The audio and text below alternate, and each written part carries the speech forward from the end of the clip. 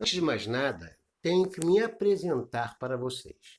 Meu nome é William, sou professor de psicologia há mais de 25 anos para diversos cursos dentro da área de saúde.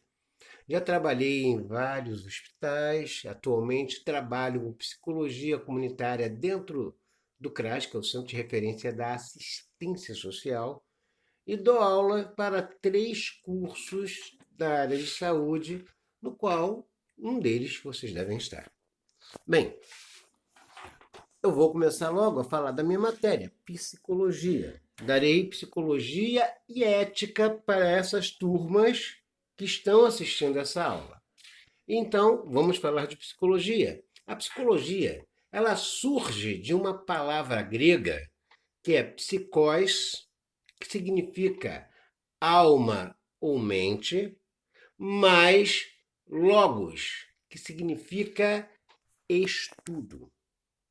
Bem, então psicologia, a princípio, seria o estudo da alma.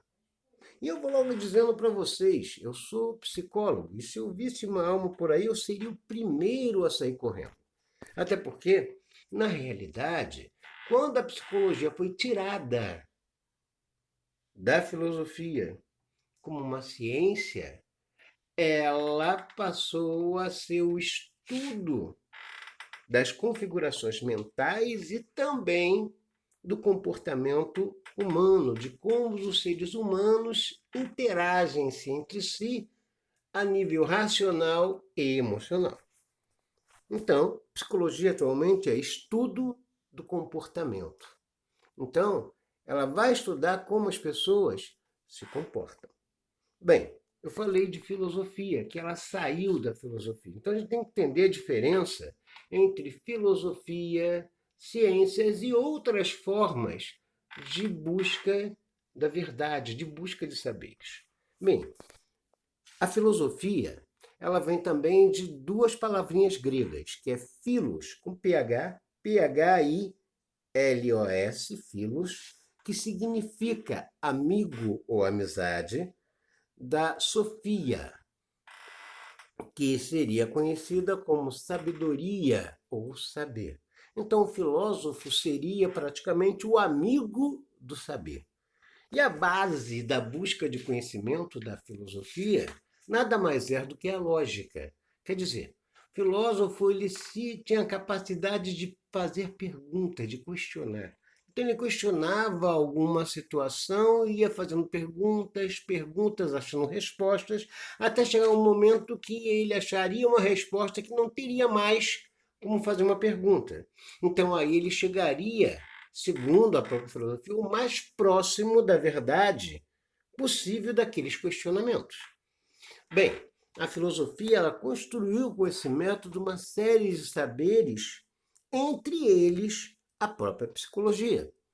E praticamente, né, foi um cara que tirou, né, que criou intuitivamente uma nova forma de buscar o saber quando estava sentado embaixo de uma macieira, uma maçã caiu na cabeça dele e ele, ao invés de fazer como qualquer pessoa, pegar a maçã, esfregar na camisa e comer a maçã, não.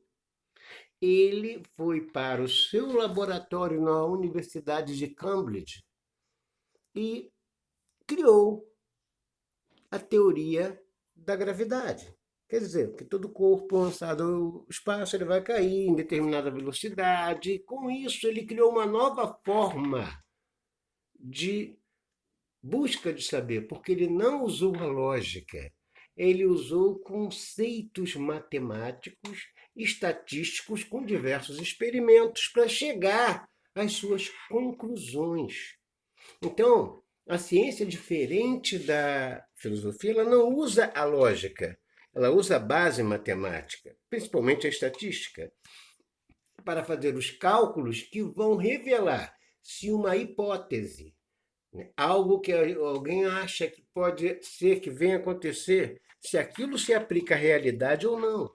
Ele vai fazer experimento e um cientista faz o seu experimento, joga ele na comunidade científica, outros cientistas vão fazer o mesmo experimento e têm que chegar aos mesmos resultados, E depois de uma série de comprovações e contraprovas, se chega numa nova verdade científica.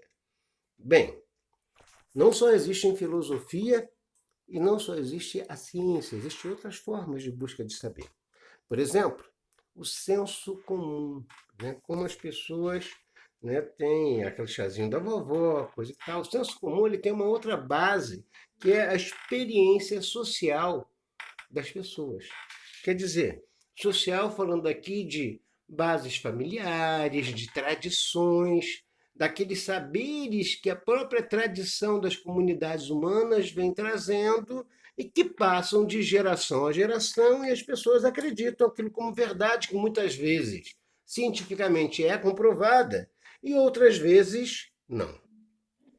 Além também do senso comum, nós temos outras formas, tais como a própria religião. Muita gente aí acredita em alguma coisa, acredita em um Deus, em uma figura celeste, um ser superior. Dependendo da base da sua crença, ele vai dar uma denominação específica, né? Mas como vivemos numa sociedade cristã, a gente acredita num Deus único. Mas a base da religião vai ser a matemática? Não. Vai ser a lógica? Também não. Vai ser a fé. Vai ser você crer sem precisar de provas lógicas nem matemáticas em algo. Que também foi passado muitas vezes, antes de ser criada a Bíblia e outros livros como o Corão, do senso comum, que era história, pessoas contando história das suas experiências com o que é divino para outras gerações, até que chegou a escrita e alguém resolveu escrever aquilo, botar no papel, e aquilo que era uma tradição passada dentro da cultura de um povo, os saberes religiosos, passou a sair do senso comum para uma nova forma de saber que era pautada na fé e nos escritos que estavam lá confirmando historicidade ou verdades que poderiam ser históricas ou não. Bem, além da fé, né, que é a fé que é a base da religião, além da religião, da filosofia e da ciência, nós também temos mais algumas formas. Por exemplo, né? A gente falou aqui de senso comum, falamos de religião, a arte. A arte também é uma busca de saber. Porque todo artista, muitas vezes, o bom artista, ele é um crítico da realidade que se apresenta. Ele vai ter como base da sua criação, da sua busca da verdade, né, a criatividade emotiva. Quer dizer, o artista ele precisa de emoção, mas também precisa de criatividade. Então ele vai ter uma criatividade emotiva e racional também para poder criar um bom livro ou ser um grande ator que vai fazer uma interpretação que vai trazer novos olhares sobre determinados personagens, seja de teatro, seja de filmes, ou músicas maravilhosas como Mozart ou como os próprios Beatles já fizeram e outros grupos hoje em dia também estão fazendo. Então, a arte também é uma forma de trazer novos saberes e novos conhecimentos. Bem, mas quando a psicologia estava saindo da ciência, da filosofia, né, chegou os matemáticos, a matemática é minha. Chegou os físicos, a física é minha. Os químicos, a química é minha. Os botânicos, todos eles. Né? Aí veio a psicologia minha. Mas a psicologia é uma coisa que não é substancial. Por quê? Toda ciência é um sujeito, prestem atenção, que vai pesquisar um objeto. Algo inanimado que ele vai usar a experiência para criar um saber. Por exemplo, física vai estudar os fenômenos físicos, todos eles. Né? A química, os fenômenos químicos. Não tem personalidade. Agora, a psicologia é um ser humano, o cientista, o sujeito, que vai pesquisar um outro sujeito. Aí a coisa degringola. Por quê? não vai ter uma coisa chamada o quê? Objetividade, né? A psicologia ela é uma ciência que trabalha com a subjetividade. Quer dizer, o ser humano ele é subjetivo nos seus comportamentos, nas respostas e em tudo que ele vai dar, mas a psicologia ela também vai ver as possibilidades para que a pessoa possa transformar aquilo que lhe é prejudicial em seu comportamento para algo que seja mais positivo, tanto para a sua vida pessoal quanto para a sua vida relacional. Espero que, como introdução, tenha sido muito bom. Então vamos dar uma olhada aqui no objeto da psicologia. Bem, está falando aqui em que consiste a psicologia. Bem, a psicologia, como está dizendo, é derivada de palavras gregas que significam estudo da mente ou da alma. Palavras gregas, essas que seriam essas aqui. Não sei se vai dar para ver. Ó, psikos mais logos. Se tiver o contrário, desculpem-me. Mas, né, realmente ficou ao contrário. Não deu certo a minha experiência aqui, mas tudo bem. Mas pensem bem, eu vou passar um trabalho depois que vai ter essas palavras psikós, mais logos. Lembrar que psikós é mente ou alma, e logos é estudos, ou filos com PH, e também Sofia, que é com PH também, que vai significar amigo ou, né, amizade, ou Sofia, saber ou sabedoria. Né? Então isso vai ser encaminhado para vocês. Bem, hoje, em dia comumente definida como uma ciência que estuda o comportamento humano. Os psicólogos, eles estudam os mais variados assuntos, entre eles o desenvolvimento, as bases fisiológicas do comportamento, da aprendizagem, a percepção, a consciência, a memória, o pensamento, a linguagem, a motivação, a emoção, a inteligência, as influências sociais e também o comportamento social e etc. Ela é frequentemente aplicada na indústria, na educação, na engenharia, na saúde, em assuntos de consumos e em muitas outras áreas. Mas vamos pensar bem. Você é um profissional de saúde e informação. Não pense que você é um aluno, pense que você é um profissional de saúde em formação. Né? E, portanto, você vai lidar com pessoas e irá interagir com o ser humano no seu trabalho. Até porque ninguém trabalha na saúde humana sem interagir com o ser humano que está fragilizado naquele momento pela sua doença, pelo possível diagnóstico que ele pode achar que vai ser negativo e muitas coisas assim. Bem, o profissional de saúde, ele deve sentir-se primeiro bem consigo mesmo, ele tem que ter uma boa autoestima para poder lidar com os outros. Ele tem que se sentir bem, porque ele não é um robô. E não tampouco as pessoas que eles vão lidar também são robôs, né? Ele também vai trabalhar, né, com outras pessoas, além dos clientes e pacientes. Ele também vai trabalhar com médicos, supervisores, vai ter contato com enfermeiras, técnicos de enfermagem, familiares do paciente, outros profissionais como psicólogos, fisioterapeutas, assistentes sociais. Cada um é um ser humano semelhante ao mesmo tempo diferente dos demais seres humanos. Qualquer pessoa que queira ingressar na saúde, ela precisa conhecer as pessoas e, antes de tudo, a si próprio. Não está você ingressando nesta carreira porque se interessa pelas pessoas e deseja auxiliá-las quando estão doentes. Quer dizer, quem vai trabalhar na saúde tem que ter uma característica intrínseca que é gostar de gente. A gente não vai cuidar de pessoas se a gente não gosta de lidar com pessoas. Então, vamos agora para alguns conceitos que a psicologia traz. Não vou falar de teoria psicológica, vou falar de fundamentos da psicologia. Então, um deles é a personalidade. Muitas vezes a gente ouve alguém dizer: você não tem personalidade para isso. Mentira. Todos nós temos personalidade. E personalidade, ela vem também de uma palavrinha grega chamada persona, que era o nome dado às máscaras utilizadas pelos atores no antigo teatro greco-romano, né? Então, personalidade, antes de mais nada, ela é uma forma como a nossa imagem impressiona a imagem dos demais. Dá à pessoa a sua noção de identidade que vai ser definida como aquilo que o indivíduo é.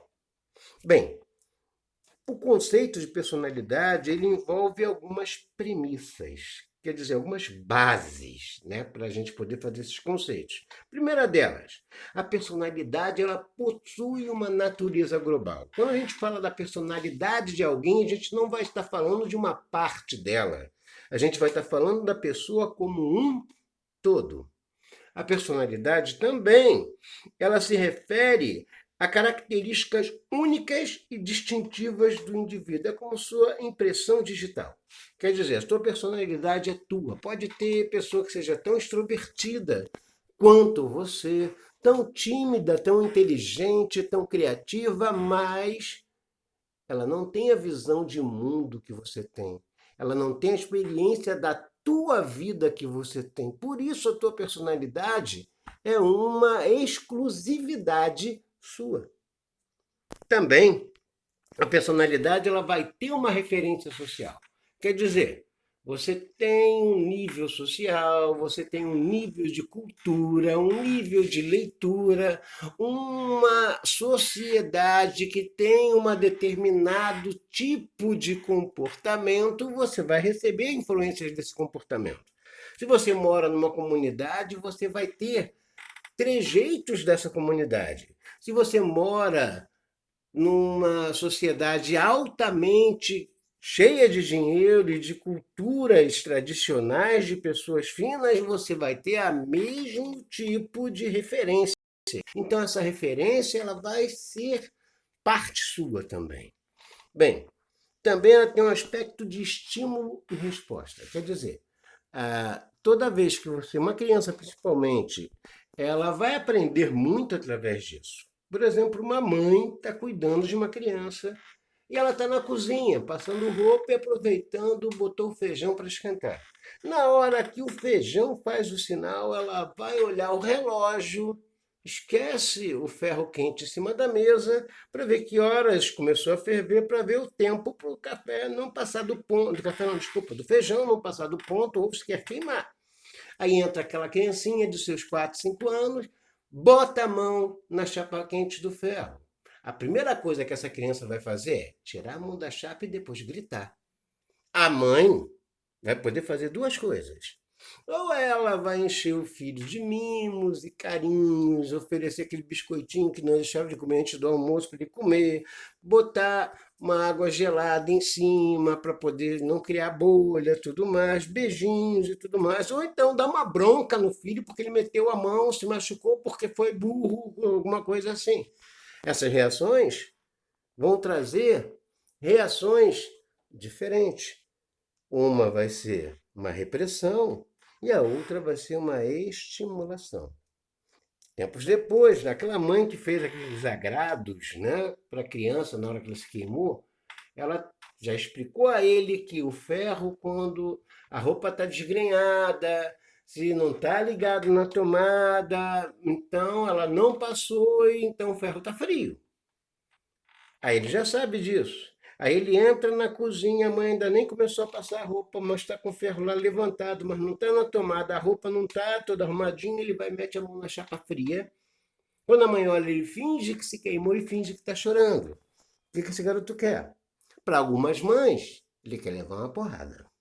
Para outras mães, não, ela entra na brincadeira, vai lá, finge que está dodói, faz tudo aquilo que fez e ainda dá aquele biscoitinho que era o interesse daquele garoto.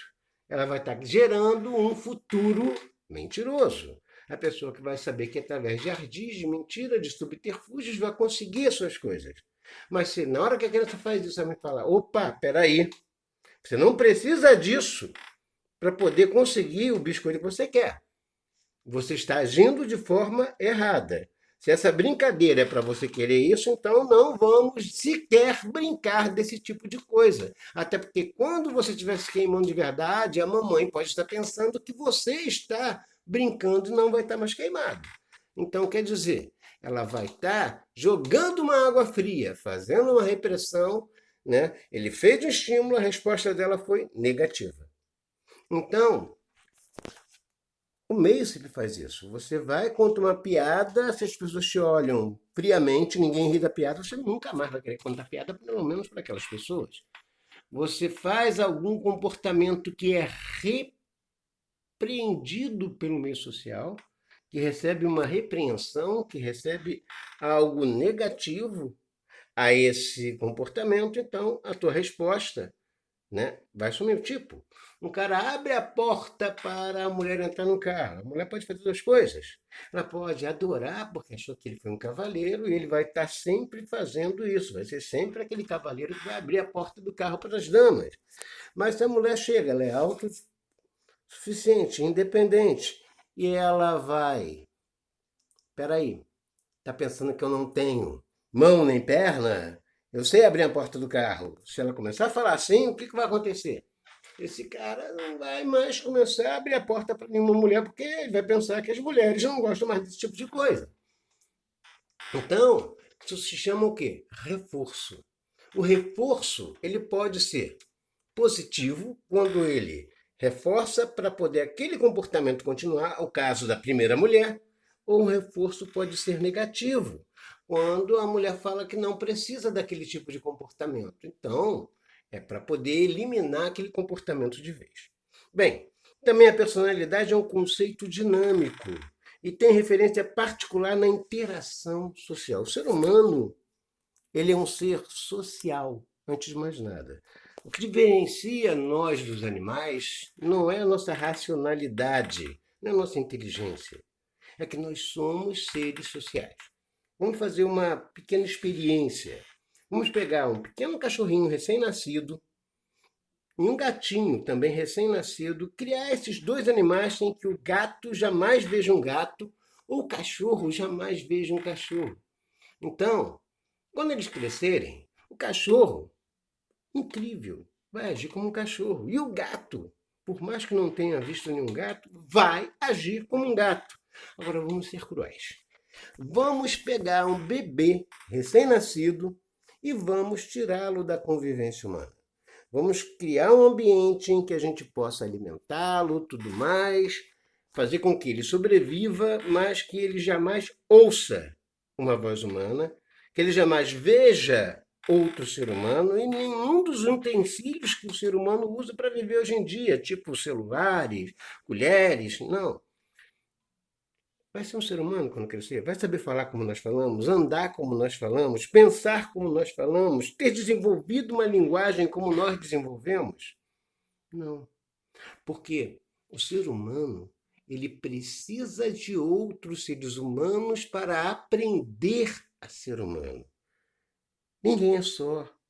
Todos nós, para sermos o que nós somos, nós precisamos de alguém. Primeiro foram os nossos pais para nos ensinar a andar, para nos ensinar a utilizar o banheiro, papel higiênico, para poder falar, abraçar pessoas, para poder conhecer outras pessoas que têm outros hábitos diferentes. E aí na escola a gente teve outras pessoas para nos ensinar a ler, escrever, e fora outros processos, né, para tornarmos quem nós somos, que precisamos com certeza de outros seres humanos e como ainda vamos precisar ainda no nosso futuro.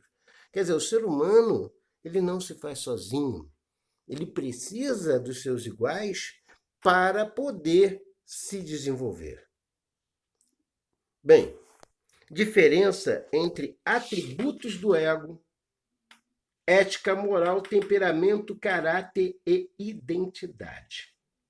Bem, atributos do ego é que diz respeito a funções e capacidades, tais como a de percepção, pensamento, atenção, memória, juízo crítico, linguagem e ação. São todas aquelas capacidades que algumas pessoas têm mais geneticamente falando e algumas pessoas têm menos. Tem gente que é mais inteligente que a outra.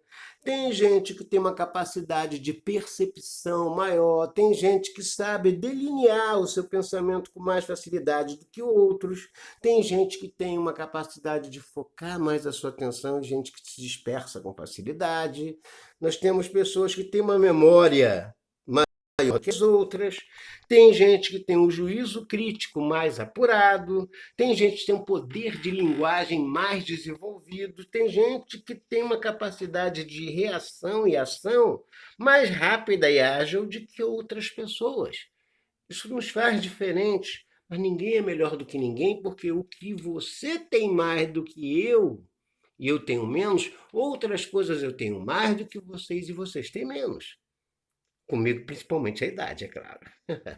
Bem, a ética deriva da palavra ethos, né? Que significa meio ambiente, espaço de conduta, e indica que o indivíduo tem de respeitar e não invadir o espaço dos demais. A ética ela vai nos dar o espaço da nossa conduta moral, na nossa relação de direitos e deveres, né, imbuídos em nós, que a gente vai permitir ou não, ou saber que o outro permite ou não, até onde a gente pode ir com cada um e até onde como cada um pode ir com a gente.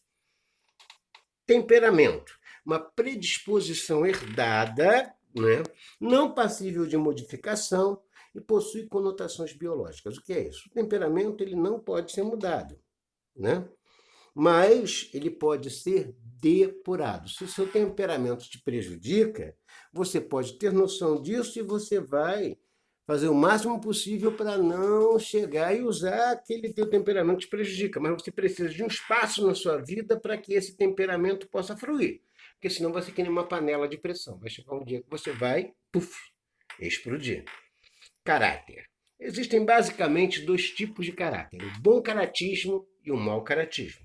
Mas caráter é aquilo que caracteriza a conduta dos indivíduos e se estrutura a partir de uma adaptação no plano consciente entre os impulsos e mecanismos de defesa. Quer dizer, às vezes uma coisa é considerada de mau caratismo para umas pessoas e não para outras. Ou bom caratismo para outras pessoas e não para outras. Né? São situações que muitas vezes, em sociedades diferentes, serão vistas de maneiras completamente opostas. Então, em determinado lugar, um comportamento ele vai ser de bom caratismo e no outro ele pode ser de mau caratismo. Vai depender de como se interpreta a situação. Tipo, no emprego, um técnico de radiologia acabou de se formar junto com amigos, conseguiu um bom emprego, e depois de um certo tempo ele está vendo uma grande oportunidade de ele chegar a uma chefia dentro daquela clínica. Um cara se aposenta, ele fala com a chefia de então que tem um amigo, né, que seria bom para poder estar indicando, aí fala com o amigo, olha só, você quando entrar vai estar tudo certo para você, porque futuramente o chefe vai ser. Só que esse amigo, enquanto estava parado, ele não ficou, obviamente, parado. Ele fez um curso de tomografia computadorizada, ressonância magnética, né, essas coisas todas, para não ficar com o cérebro criando poeira. Aí, quando ele entra, justamente no momento que a clínica está seguindo, e como ele tem esse conhecimento de tomografia e a clínica vai querer colocar um tomógrafo, ele também de ressonância magnética, e também a clínica está pensando nisso. Enquanto estão instalando essas coisas, ele se torna uma referência para poder chegar e dar a melhor forma para que aquilo pudesse ser concretizado. E dentro dos seus conhecimentos, ele mostra uma desenvoltura muito boa e na hora de se escolher uma nova chefia, o dono da empresa o convida e oferece essa chefia a ele, não o colega que estava pensando que ia subir. Ele deve aceitar ou não?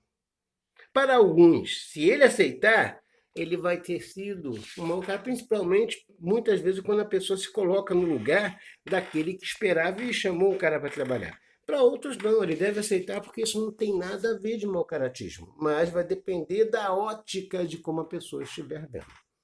Bem, identidade. Esqueci de falar de moral, né? Moral é uma manifestação do superego, né, no indivíduo que lhe determina os costumes. O que é moral? Moral são regras sociais, né, advindas, introjetadas em nós através dos costumes e tradições da sociedade. Bem, é ali que a gente vai criar o quê? Os nossos valores, né? Aquilo que a gente vai valorizar, que deve ser respeitado na hora das relações com outras pessoas, com o trabalho, ou com o que quer que seja, né? Então a moral, ela vai criar em nós, né, uma série de valores, de regras que vão fazer de nós quem nós somos, né? Então, identidade. A identidade é que nem fosse a nossa carteira de identidade mesmo. Quer dizer, é a nossa consciência do eu. Consciência de quem você é. Você sabe que você é você e você não é o outro, né? E por conta disso, a tua identidade nunca vai mudar. Você pode até mudar de nome se você não gostar do seu nome a partir dos 21 anos de idade, mas você vai saber que hoje você é fulano, mas que foi ciclano.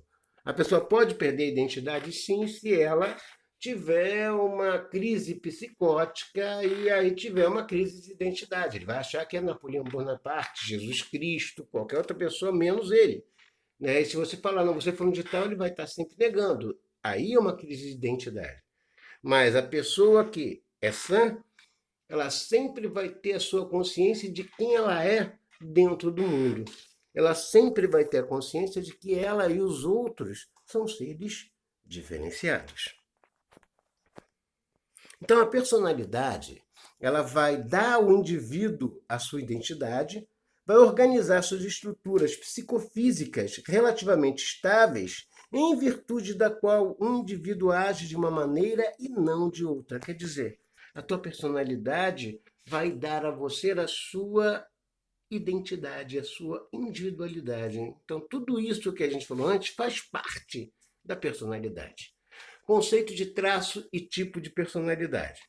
Bem, traços são características inerentes ao indivíduo que o torna diferente. Características podem ser físicas ou psicológicas. Quer dizer, você pode ser branco, você pode ser alto, pode ser baixo, gordo, magro, ter orelha de abano, nariz grande, nariz pequeno, boca sem dente, boca com dente, muito pelo no corpo, pouco pelo no corpo, ser homem, ser mulher. São ser emotivo, ser criativo, todas essas características que você vai ter, né, que vão te tornar diferente, né, das outras pessoas, que você vai ter de forma única sempre. Já o tipo é enquadramento em função de aspectos do traço, quer dizer, podendo ser também psicológico, é um reforço. Tipo, se você tem um apelido, geralmente por conta de um traço que você tem, vai ter aquele cara que vai ter apelido de cabeção. Tem dois motivos. Ou ele realmente tem a cabeça grande, ou ele é uma pessoa extremamente inteligente. Orelha. Geralmente a pessoa que tem apelido de orelha é a pessoa que tem um quê? Uma orelha de abano. Nasal, geralmente, é aquela pessoa que tem um nariz um tanto proeminente. E por aí vai, né? Quer dizer, são coisas forçando e às vezes a pessoa tem até um apelido que ela esquece até do próprio nome, porque aquela característica a acompanha maior do que qualquer outra coisa, né? Então, conclusão. Em matéria de personalidade, independente da classificação adotada, há sempre uma distinção indispensável a fazer. Enquanto a maioria dos indivíduos, seja quais forem suas propensões, consegue ajustar-se a um grande número de situações diversas, outros mostram grande dificuldade de ajustamento. A personalidade equilibrada, ela tende a ajustar-se a quaisquer situações, tanto a relacionadas com o ambiente familiar, quanto a referentes ao meio profissional e aos demais grupos sociais de que participa. Gente, o nosso papo hoje foi esse. Nós nos veremos semana que vem para falar sobre motivo e tenham um bom dia. Abraços a todos. Espero que tenham gostado da nossa primeira aula.